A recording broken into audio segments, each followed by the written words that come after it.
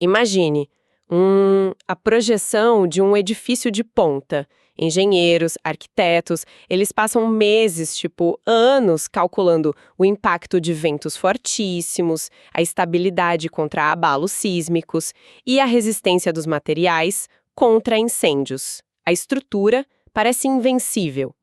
Mas, de acordo com uma pesquisa recente, a maior ameaça a essa fortaleza de concreto em um futuro próximo pode não ser um terremoto, mas sim 60 centímetros de água acumulada.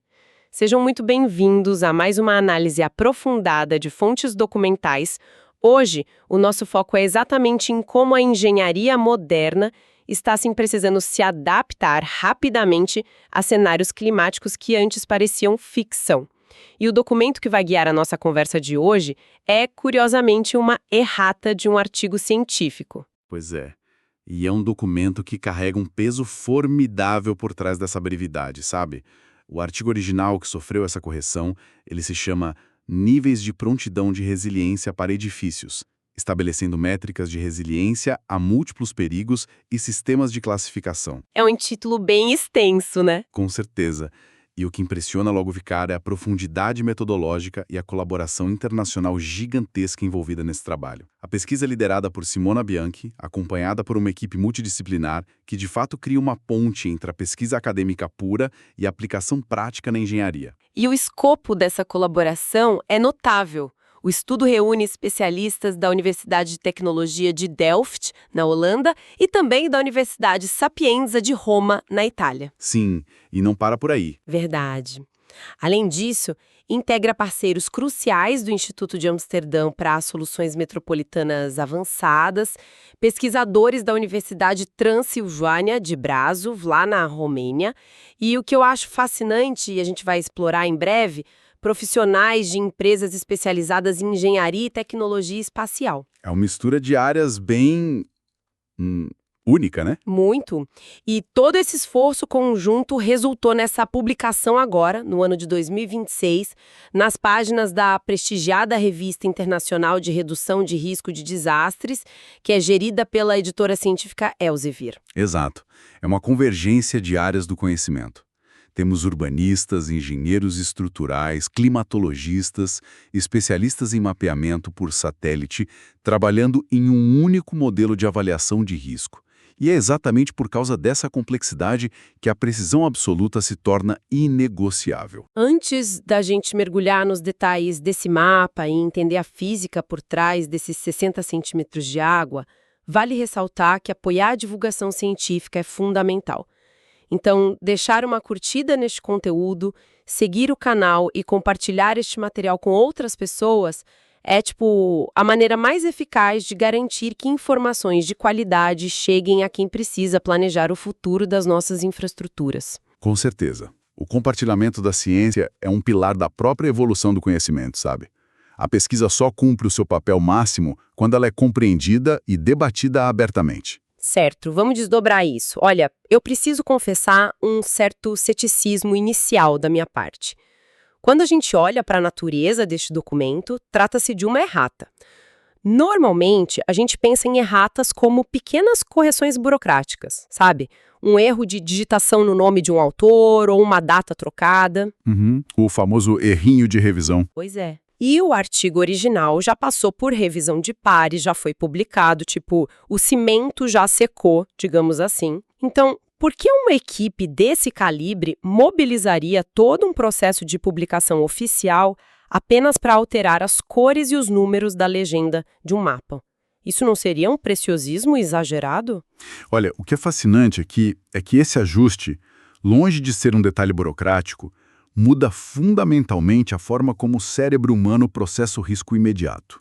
Os autores substituíram especificamente a figura 11A, que é o mapa de risco de inundação para a região de Acerra, lá na Itália. Tá, mas a geografia do lugar mudou? Não, a topografia original não mudou. As simulações climáticas matemáticas permaneceram intactas. A correção foi puramente visual. A nova legenda foi simplificada de uma forma radical para mostrar apenas o valor mínimo, que representa 0 centímetro de água, e o valor máximo crítico, indicando mais de 60 centímetros de profundidade. Espera, Então eles simplesmente removeram toda aquela gradação intermediária, aquelas escalas de cores que mostram 10, 20 ou 30 centímetros sumiram do mapa? Exatamente isso. Pense nisso usando a medicina como analogia. Alterar essa legenda é como pegar uma ressonância magnética cheia de ruído visual e aumentar o contraste ao máximo, de forma que apenas os tumores brilhem em vermelho intenso. Os médicos não mudaram o corpo do paciente, sabe? Eles só removeram a distração. Isso. Eles apenas removeram a distração visual para que o cirurgião saiba exatamente onde o risco letal está concentrado. Na engenharia de desastres ambientais, uma legenda com muitas cores suaves cria o que chamamos de carga cognitiva excessiva. O gestor público ou o arquiteto pode olhar para o mapa e pensar que 20 centímetros de água é um risco aceitável, o que dilui totalmente a urgência da mensagem. Nossa, faz todo sentido. Ao isolar o zero e focar diretamente no limite de 60 centímetros ou mais, os pesquisadores eliminam aquela margem de negociação, né? Eles estão essencialmente dizendo ou a estrutura está completamente a salvo dessa lâmina de água específica, ou ela enfrenta um cenário de impacto estrutural gravíssimo que requer atenção imediata. Não há meio termo. Exato. Não há meio termo na leitura desse mapa agora. Precisamente. E isso reflete o rigor exigido quando a gente lida com resiliência a múltiplos perigos. A ciência precisa informar a tomada de decisão em frações de segundo durante o planejamento urbano. Se o tom de azul no mapa deixa dúvida se a água vai cobrir o meio-fio ou invadir a sala de controle elétrico do prédio, bom, o mapa falhou na sua missão principal de alertar sobre o desastre ambiental. O que nos leva ao próximo ponto lógico dessa investigação. Se a legenda corrigida tem o objetivo de destacar esse extremo, a gente precisa entender a mecânica da ameaça em si. Observando o texto que acompanha o mapa da região de A Serra, a origem dessa água é descrita com parâmetros muito precisos e, um pouco intimidadores. Bastante intimidadores, eu diria. De gases de efeito estufa. E, para coroar, menciona um período de retorno de 1000 anos ancorado no percentil 50. Eu imagino que, para quem não atua na meteorologia forense ou na modelagem climática, isso pareça um idioma alienígena, né? Afinal, estamos falando de um transbordamento de rio ou de algo totalmente diferente. E é uma diferença de mecanismo físico brutal e muito importante de se entender. Não estamos lidando com um rio que rompeu as suas margens, o que seria uma inundação fluvial. O termo inundação pluvial descreve um desastre ambiental gerado diretamente do céu para o asfalto. Nossa. Refere-se a um volume colossal de chuva caindo em um curto período sobre um terreno que simplesmente não tem mais a capacidade de absorver essa água. Pensa na impermeabilização da cidade, sabe? Asfalto, concreto, telhados. A água não tem para onde correr? Exato, a água não tem para onde infiltrar e os sistemas de drenagem urbana rapidamente entram em colapso, criando uma enchente imediata e localizada. Então a chuva em si se torna o corpo d'água destruidor, sem precisar da ajuda de um rio próximo. Isso. E isso está sendo modelado para 2050 em um mundo onde as emissões continuaram a subir. Mas o que mais me intriga é essa métrica temporal, período de retorno de 1000 anos. Confesso que isso parece, uma forma de dizer que o risco é praticamente nulo para a nossa geração, como se a gente tivesse um cronômetro que só vai zerar no ano 3026. Pois é, e se conectarmos isso ao cenário maior da avaliação estatística de risco, entenderemos por que essa frase é a armadilha mais perigosa na comunicação de desastres ambientais. Um evento de 1000 anos não obedece a um calendário. Não tem data marcada, né? Não. Não significa que, se acontecer hoje, a humanidade terá 1000 anos de paz pela frente. Essa terminologia é estritamente matemática. Então é uma questão de probabilidade, não de cronogramas. Exato. Significa que, a cada ano que se inicia, de 1º de janeiro a 31 de dezembro, existe a probabilidade exata de 0,1% de que um evento pluviométrico dessa magnitude severa ocorra. Pode parecer uma chance minúscula, mas quando consideramos um parque habitacional inteiro operando ao longo de várias décadas, essa probabilidade vai se acumulando. O que a equipe de Simona Bianchi fez foi pegar essa tempestade teoricamente colossal e usá-la como um teste de estresse implacável. E mais importante, eles usaram o percentil 50 dos modelos climáticos. O que significa que eles nem sequer estão pegando as previsões mais apocalípticas dos climatologistas. Certo, o percentil 50 é a média, o consenso central do que provavelmente vai acontecer. É a projeção mediana.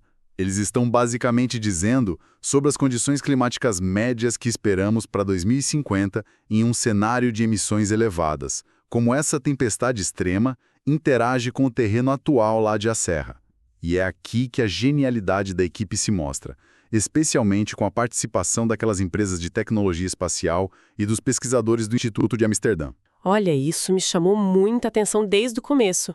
Como exatamente a tecnologia aeroespacial ajuda a prever o comportamento da água em uma rua específica no interior da Itália? O segredo está no levantamento topográfico de ultra-resolução.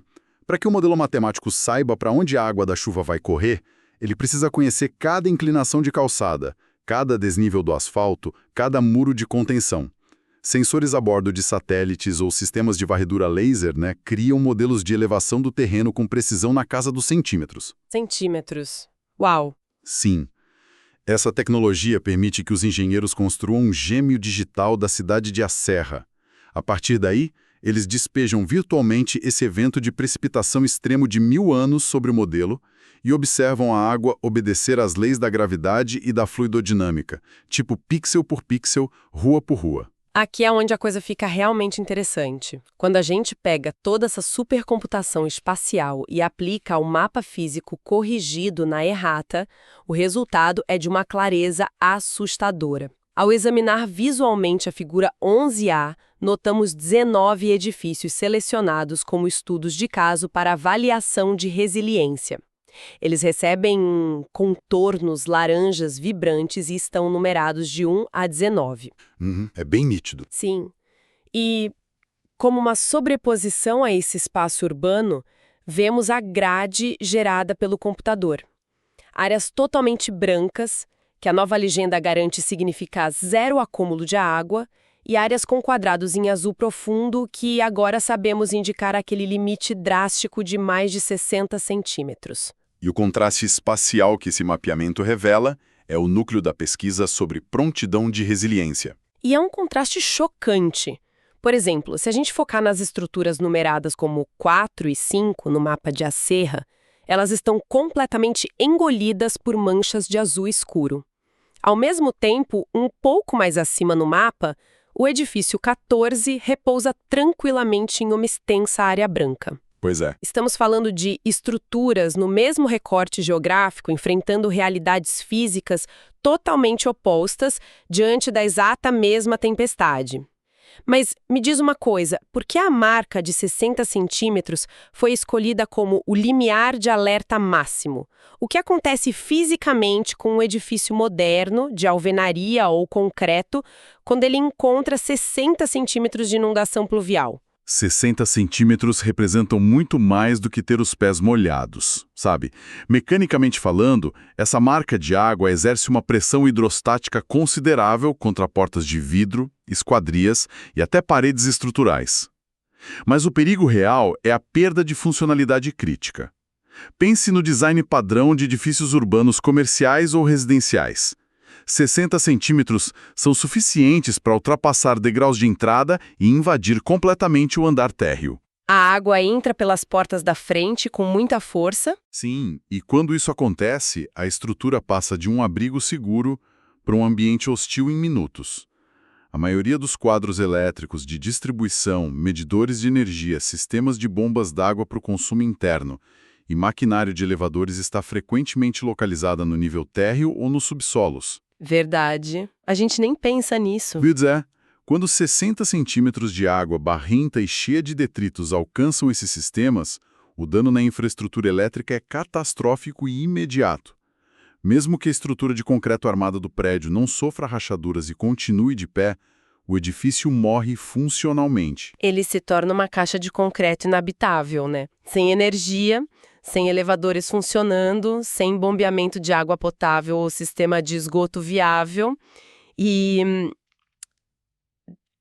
ainda existe a questão da absorção, né? Perfeitamente observado.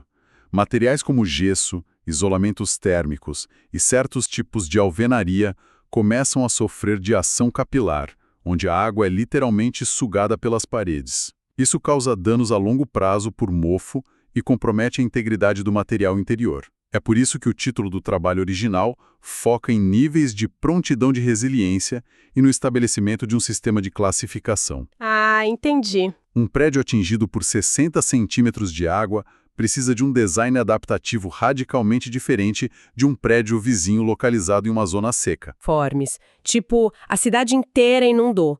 Mas o que esses dados de satélite e a modelagem detalhada dos pesquisadores mostram é que o desastre ambiental é hiperlocalizado. O micro-relevo de uma quadra decide o destino do edifício 4, enquanto protege o edifício 14. Exatamente. Se as equipes da Universidade Transilvânia e da Sapienza de Roma não tivessem introduzido esse nível de precisão no solo, qualquer sistema de classificação de edifícios baseado nesse mapa seria, sei lá, uma loteria. Seria sim. Se o gestor da cidade aplica a mesma exigência de barreira de inundação caríssima para o edifício 14 e para o edifício 5, ele está desperdiçando recursos no primeiro e possivelmente subestimando o risco no segundo. A resiliência eficiente depende inteiramente da precisão da ameaça projetada. E a errata existe para garantir que não haja confusão sobre onde a ameaça de alto nível, os tais 60 centímetros destrutivos, realmente se encontra. Nós passamos pela mecânica impiedosa da inundação pluvial, alimentada por cenários de altas emissões para 2050.